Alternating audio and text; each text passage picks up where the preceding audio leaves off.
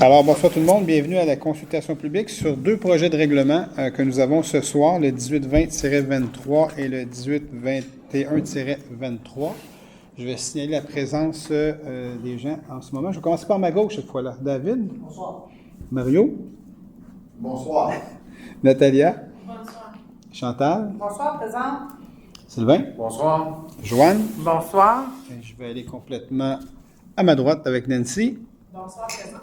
Yacine, qui est de l'aménagement du territoire, qui présente les projets de règlement ce soir. Il y a Hugo. Bonsoir.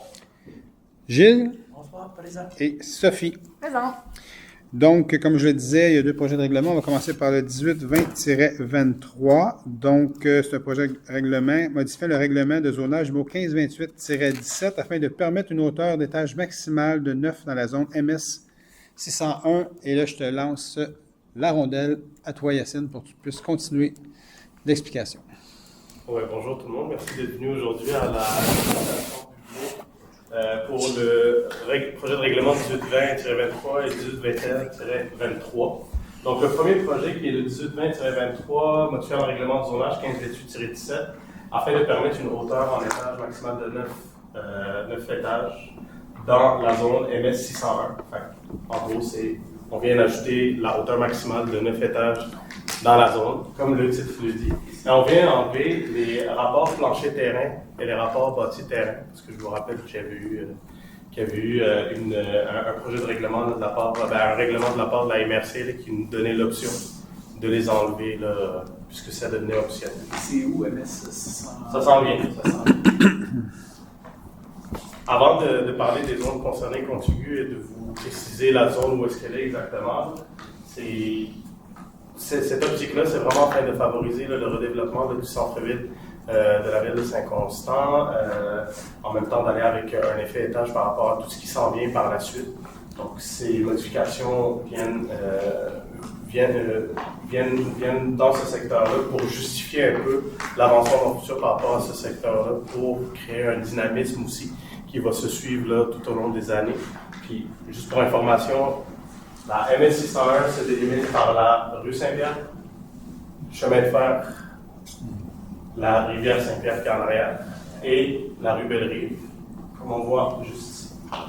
Ça, c'est la MS 601, donc la zone qui est touchée par la modification réglementaire, la rue Saint-Pierre qui est juste ici, le chemin de fer, la rivière qui est juste en arrière, et ici, c'est la Belle-Rive. Ici, on remarque qu'il y a le parc Joseph-Narcisse Cardinal, pour mieux vous situer. Quartier de la gare, en fait. Bien sûr, qui est vers le nord du chemin de fer. Fait que la grille aussi change, donc les principaux changements. Donc, on ajoute le 9 étages. On enlève les hauteurs en mètres. Donc, on va juste gérer ça en étages et non en mètres. Et on enlève les rapports plancher-terrain et bâti-terrain. C'est la superficie, en fait. Là. Exactement. Que la MRC obligeait avant, qui a rendu maintenant optionnel. Là. Exactement. Dans le fond, c'était un rapport qu'il fallait avoir coefficient de la bâtisse par rapport au terrain sur lequel tu construis, par rapport aussi aux étages, et ainsi de suite. Donc, c'est devenu optionnel là, depuis le règlement qui est entré en vigueur de la MRC. Exact. Est-ce qu'il y a des questions? Le projet contient une disposition propre à un règlement susceptible d'approbation référendaire, soit l'article 1. Je vais expliquer la nature pour exercer le droit de demander une participation à un référendum pour ce règlement et pour le suivant. Il est possible pour un groupe de citoyens de réclamer une procédure d'approbation pour leur zone ou l'ensemble de la municipalité, le cas échéant, avant l'adoption d'un règlement ayant pour but de modifier certains objets du règlement de zonage. Le recours est réalisable en transmettant au greffier de la Ville une demande à cet effet signée par les personnes intéressées. À la suite de la présente consultation publique, le Conseil adoptera un second projet de règlement incluant, le cas échéant, des changements. L'adoption du second projet sera suivie de la publication d'un nouvel avis sur le site Internet officiel de la Ville indiquant l'objet des dispositions susceptibles d'approbation, quelle personne intéressée peut signer une demande et l'endroit où sont situées les zones visées. Toute demande doit être reçue à la Ville au plus tard le 8e jour suivant celui où est publié l'avis public. Toute personne qui, à la date d'adoption du second projet, n'est frappée d'aucune incapacité de voter et remplit dans un premier temps une des 3 conditions suivantes est habile à signer une demande, soit être domicilié ou être propriétaire d'un immeuble ou être occupant d'un lieu d'affaires dans une zone d'où peut provenir une demande, Les conditions particulières applicables à chaque catégorie de signataires seront énumérées dans l'avis public. Toute demande doit être signée obligatoirement par au moins 12 personnes intéressées de la zone d'où elle provient ou par au moins la majorité d'entre elles si le nombre de personnes intéressées n'excède pas 21. La demande doit indiquer la disposition qui en fait l'objet, la zone d'où elle provient, l'intention des signataires de vouloir soumettre la disposition à l'approbation des personnes habiles à voter et la demande doit porter la signature des personnes intéressées. Il n'y a pas de questions? Reçu aucune question. Aucune question reçue. Est-ce qu'il y a des questions ici dans la salle? Tout est beau de ce côté-là. C'était clair, net et précis. Très clair. Alors, donc, ça termine pour le règlement 1820-23. On va aller à 1821-23, qui est le règlement 1821-23 modifie le règlement de zonage numéro 1528-17 afin de modifier les ratios de cases de stationnement pour les usages du groupe habitation pour les usages commerciaux et de modifier les normes d'implantation d'une bonbonne de gaz. C'est à ton tour, Yassine. Parfait. Donc, le projet de règlement 1821-23 pour but de modifier, comme son titre le dit, le ratio de cases pour l'usage résidentiel, de modifier les ratios de cases pour certains usages commerciaux, de modifier aussi les dimensions là, pour les cases pour les personnes handicapées et modifier les normes d'implantation pour les bonbonnes de gaz. Donc là, je vous montre un peu la nouvelle manière de faire pour les cases de stationnement pour handicapés. Donc ça, c'est la nouvelle norme du ministère, en fait, qui dit que si tu peux avoir un espace commun entre deux cases pour handicapés, ben, tu peux t'en servir pour faire le total de la largeur. Nous, normalement, là, quand ta case est toute seule, ta largeur maximum reste toujours, ta largeur minimale reste toujours la même, qui est 3,7 mètres. Mais si tu es capable d'avoir un espace commun avec deux cases de stationnement, ben là, ta largeur minimale devient 3,9 mètres, mais tu viens prendre dans l'espace commun qui est toujours de 1,5 mètres. Enfin, lui, il s'applique pour les deux cases sur 1,5. Exactement. Donc, ce qui fait en sorte que chacune des cases, techniquement, a 2,4 mètres de large. Exact. Mais on ajoute toujours le 1,5 mètres au milieu, qui devient, en fond, un espace commun de manœuvre pour les gens qui veulent sortir, par exemple, en chaise roulante, en béquille, ou qui ont des difficultés de déplacement. Ça leur donne une marge de manœuvre pour pouvoir sortir de leur véhicule et aller vaquer aux occupations pour lesquelles ils sont venus là. Après là, je vous mets un peu les principaux changements. Pour ce qui est des bonbonnes de carburant gazeux, ben, en fait, avant, dans notre règlement de zonage, il fallait être à 1 mètre des limites de terrain. Là, on change ça à 0,1 mètre. Je vous explique pourquoi. Les bonbonnes de gaz, ils ont quand même des normes du fabricant. Donc, c'est sûr et certain qu'il y a déjà une législation qui gère les distances, qui gère les emplacements où est-ce que ça doit être mis. C'est sûr et certain que pour la visibilité par rapport à la rue, ça ne change pas. Il faut toujours que ça soit protégé par des écrans de verdure, etc., que ça ne soit pas visible.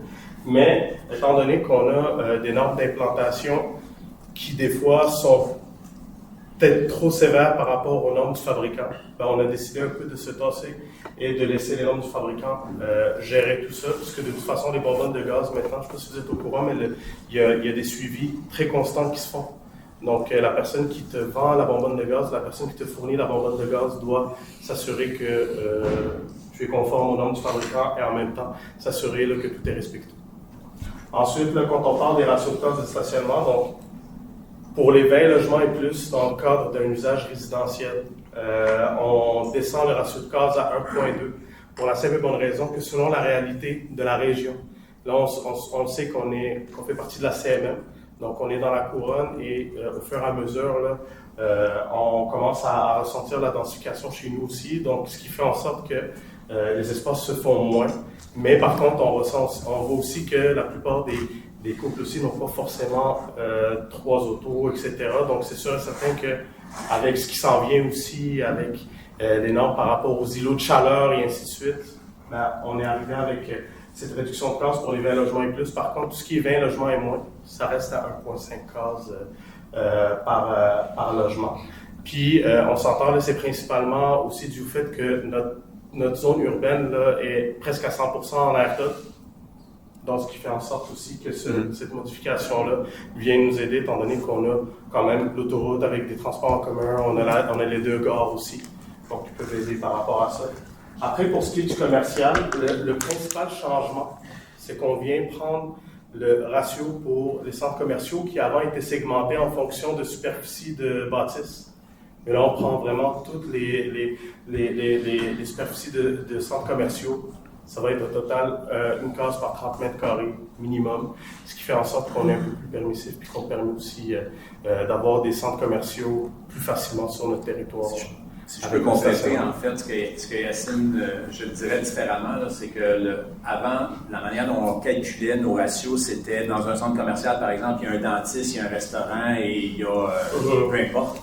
C'est qu'on calculait notre ratio selon l'usage de chacun des locaux, ce qui était assez contraignant et très contraignant de plus en plus. Plus les années passent, plus les espaces se font rares. Donc, on a ramené ça à un centre commercial, 30 mètres carrés pour l'ensemble. Donc, c'est plus facile à gérer premièrement. Puis, même dans le temps, quand ça évolue, ça change de locataire, on n'a plus de problème avec le ratio. C'est 1,30 depuis le début. Donc, c'est beaucoup plus facile, puis c'est plus permissif.